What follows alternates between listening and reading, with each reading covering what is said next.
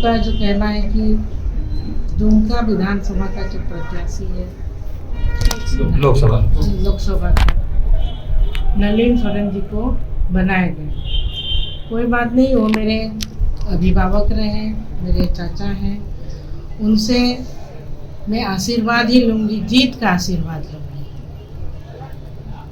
क्योंकि जो लोकसभा है वो मेरा कर्मभूमि है, मेरे पति का भी कर्मभूमि रहा है, पूरा झारखंड ही रहा है। ये बहुत अच्छी मुलाकात थी और मोदी जी ने एक तरह से हमको आशीर्वाद दिए कि आप जीतिए और बाकी सबको भी जिताइए। मुझे बहुत खुशी लगा, एक बहुत बड़ा टास्क मुझे मिला, एक भारतीय जनता पार्टी के एक सिपाही के तौर पर जो मुझे उनसे जो टास्क मिला है वो मैं ज़रूर पूरा करूँ। सदा मिलते रहा है और मिला भी है, हमारी बात भी हुई है। और क्योंकि उनका आज के दौर में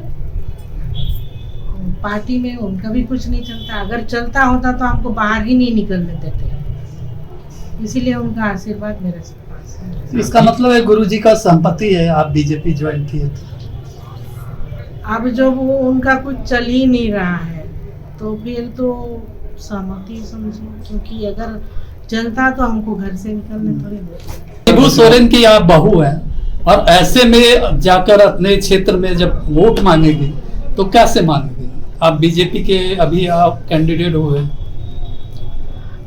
ये मेरे लिए बहुत मुश्किल काम नहीं है, क्योंकि पब्लिक मेरे जीवन स्तर को शुरू से ही जानते हैं, इसीलिए मेरे साथ में आज तक पब्लिक है। और अभी जो हम देख रहे हैं सबसे ज़्यादा उत्साहित जब जेएमएम में थे उससे भी कई ज़्यादा उत्साहित पब्लिक अभी है।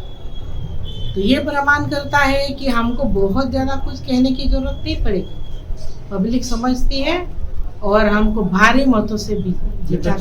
देखिए बहुत लंबी बात है जो कि अभी जो रखना पड़ रहा है, कई बहुत कम शब्दों में रखना पड़ रहा है। दुर्गा सोरेन जी की मौत का जांच मैं मांग कर रही हूँ और उनकी जो मौत हुई है इसे संदेह स्थिति में मौत हुई है। तो पार्टी में रह करके मैंने कई बार कहा भी था कि उनकी मौत की जांच होनी चाहिए, लेकिन वहाँ पर कैसे मुमकिन हो सकता है, मेरा तो बातों को पूरा तरह से टल लिया जाता था। अब मैं दूसरी पार्टी में भारतीय जनता पार्टी में आई तो मैं यहाँ पर पूरे ये के साथ बोल सकती हूँ कि भाई उनकी मौत की जांच होनी चाहिए। हम मांग भी रहे हैं। मौत की क्या वजह मांगते हैं? अब जब जांच होगी तो उसके बाद पता चलेगा ना, एक बार जांच तो हो। और आने वाले दिनों में हमारी सरकार बन रही है और जितनी भी जो समस्या हुई, जितनी भी चीज़ों का इस तरह का गुमनाम में हुआ है, जैसे परीक्षाएं संबंधित कौन सी गिरोह है, हमने जो अभी मीटिंग में कहा कि किसकी इतनी मजाल है, कौन टीम है, कौन सी गिरोह है जो इस तरह के काम कर रहे हैं, उनके चेहरे से ये नकाब उठनी चाहिए। सारे चीज़ों का जांच होगा, आने वाले दिनों में हमारी सरकार बनेगी और 14 के 14 लोकसभा सीटों में हम लोग कमल खिलाने का काम करेंगे। पूरी तरह से जो जनता है, पब्लिक है, आज की डेट की सब जाग चुके हैं और पूरे भारतीय जनता पार्टी के साथ हैं, हम लोग जीतने जा रहे हैं। झारखंड को जरूरत है विकास की, और विकास होगा तो सिर्फ प्रधानमंत्री नरेंद्र मोदी जी के विचारों से ही विकास होगा। जिस तरह से मोदी जी देश और दुनिया में घूम रहे हैं, भारत के लिए, जो भारत विकसित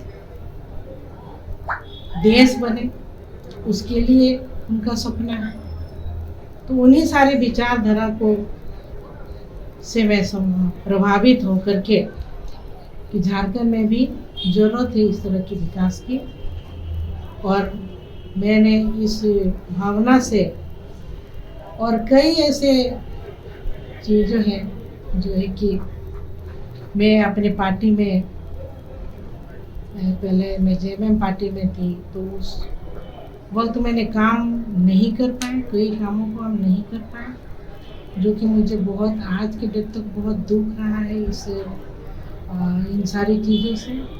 और यही सब कारण रहा कि मैंने भारतीय जनता पार्टी में आज ज्वाइनिंग ली है। और भारतीय जनता पार्टी में देखा जाए तो महिलाओं का बहुत सम्मान होता है। यहाँ नरेंद्र मोदी जी के माध्यम से जिस तरह से प्रथम नागरिक तक जो ये मिला है हमारे राष्ट्रपति द्रौपदी मुर्मू जी को, जिस जगह पर बैठा है वो मोदी जी का ही देन है। महिलाओं का काफ़ी सम्मान है और यहीं पर विकास हमको दिखाई देता है। और कहीं कोई दूसरी पार्टी से कोई विकास की तो पूरा झारखंड वासी पहले से ही मेरे साथ स्वर्गीय दुर्गा सोरेन जी के सपनों को लेकर के मेरे साथ पहले से ही सभी खड़े रहे।